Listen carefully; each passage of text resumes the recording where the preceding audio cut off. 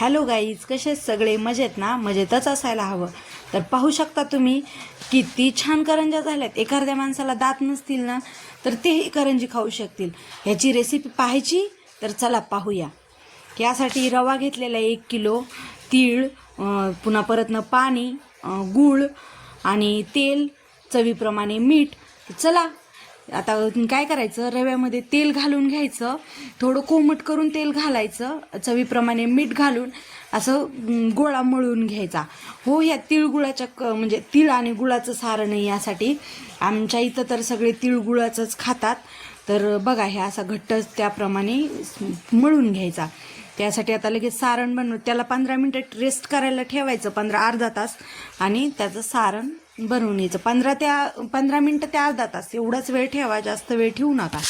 म्हणजे सारणासाठी मी छान असे तीळ भाजले, म्हणजे माझ्या आईने भाजलेत तीळ.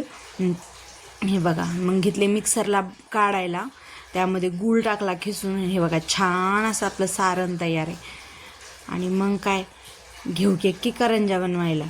पाहू शकता माझ्या बहिणीची मुलगी आहे, हे बघा कशी आईला मदत करू लागतीये. तर आमचं गावाकडचं घर आहे आणि छोटंसंच आहे, त्यामुळे तुम्ही घरात थोडं दुर्लक्ष करा आणि रेसिपी पहा.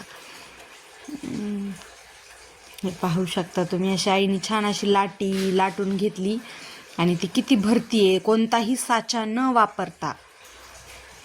हे पाहू शकता तुम्ही. गावाकडच्या बायकांना कसं काय जमतं ना हे समजत नाही. आपल्याला ती करंजी लाटायची बनवायची म्हणलं ना तर झोपच येते बाबा.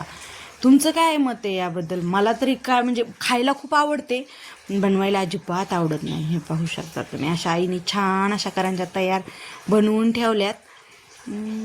तर आता घ्यायच्यात तळायला. तेल गरम करायला ठेवलं होतं, त्यामध्ये अशा करंज्या टाकून घ्यायच्या. हे पहा, म्हणजे एक करंजी एकदा नाही, असं भरपूर करंज्या टाकल्या तरी चालतात यामध्ये. एकदा माझ्या आईच्या पद्धतीने एकदा नक्की करून पहा, खूप छान करंज्या होतील तुमच्याही. हे पाहू शकता तुम्ही, अशा आईने छान अशा तळतीये. म्हणजे ज्या माणसाला एखादा दात जर नसतील ना तर तेही करंजी खाऊ शकतं, ही माझी गॅरंटी आहे. हे पहा किती झाल्यात खुसखुशीत, अशा एकदम खुसखुस होतात. पाहू शकता तुम्ही. आता मी एक मोडूनही दाखवते. पाहिलंच असेल तुम्ही किती छान करंज्या झाल्यात. व्हिडिओ आवडला तर व्हिडिओला लाईक आणि चॅनलला सबस्क्राईब.